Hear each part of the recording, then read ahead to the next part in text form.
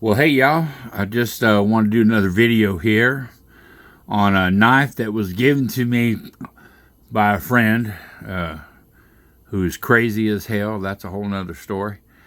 But long story short, he gave me this knife. And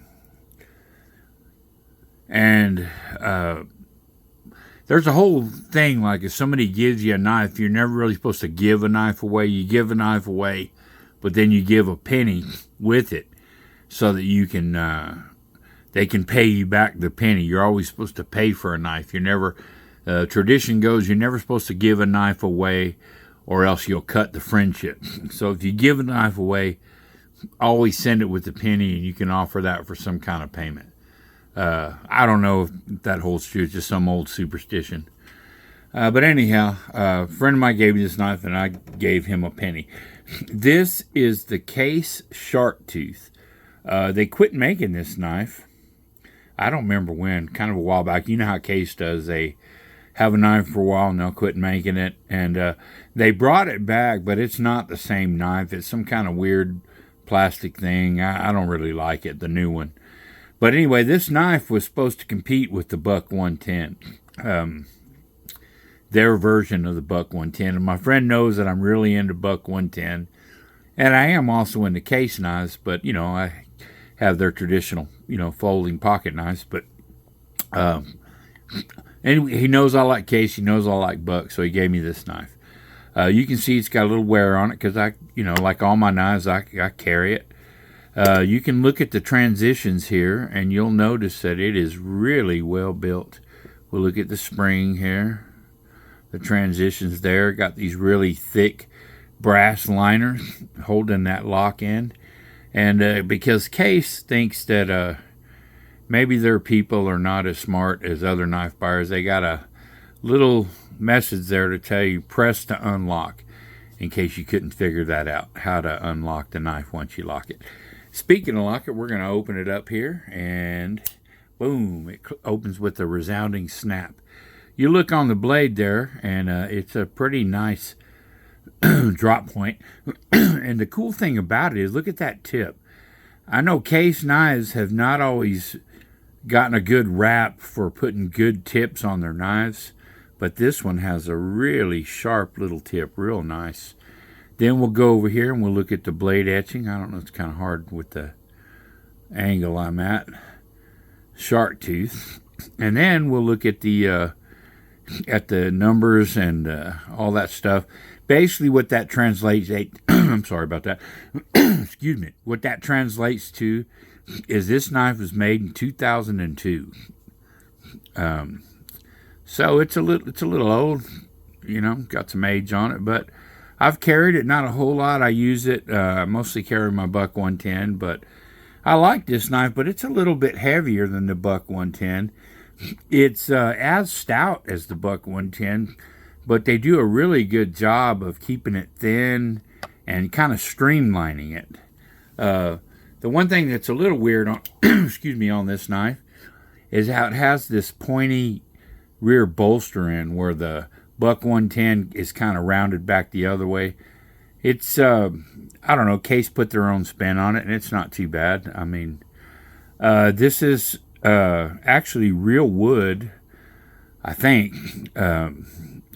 It's really pretty, whatever it is. I thought it was real wood.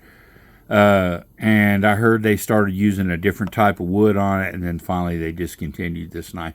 But you can see the pins are just dead flush with the rest of the knife. Really smooth, really well made. I really like this knife, and it's their 428C steel, stainless steel, whatever they call it. But it really takes a wicked edge, and it holds it. Case, obviously that's what the Case XX stands for, are their quality controls and their heat treat. And I don't know if they're not just as good as Buck, maybe not. But I would say that this knife certainly is. Buck has Paul Bose, who does exclusively their heat treatment. And I think Case is not too shabby on their heat treatment either. Or whoever they had heat treat this knife. Because it is really, really well heat treated and holds a really great edge for a long time. And it takes a great edge. if you look back here, you'll notice that it's kind of squared off back here, and that's a real kind of a sharp angle back in here. If you carry it in your pocket, which is a big monster to carry in your pocket, you get jabbed a lot. You get jabbed by this point up here. You get jabbed by this back here. But in the sheath, it's perfect. And Case Knives, with this year and this model, they gave a really nice sheath. I still have it. Unfortunately, the snap popped out of it and the leather tore. So I transitioned over and got me an old Buck 110 sheath I had. So kind of a mix mash hybrid here, a Buck 110 sheath with a Buck 110 copy, so to speak. The Case shark tooth. Like I said, I don't like the new ones. You can look them up. They're kind of weird, plastic, goofy looking things. Not that this isn't sort of goofy, but I like this knife. I think it has kind of a 50s hot rod look.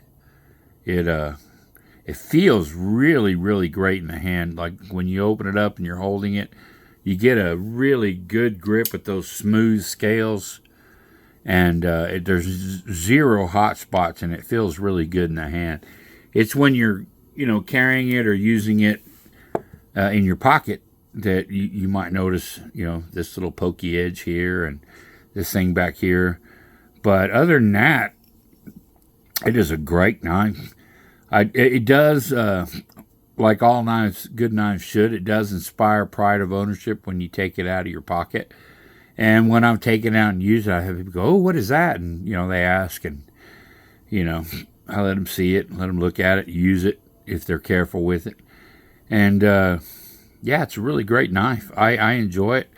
I enjoy that my friend gave it to me.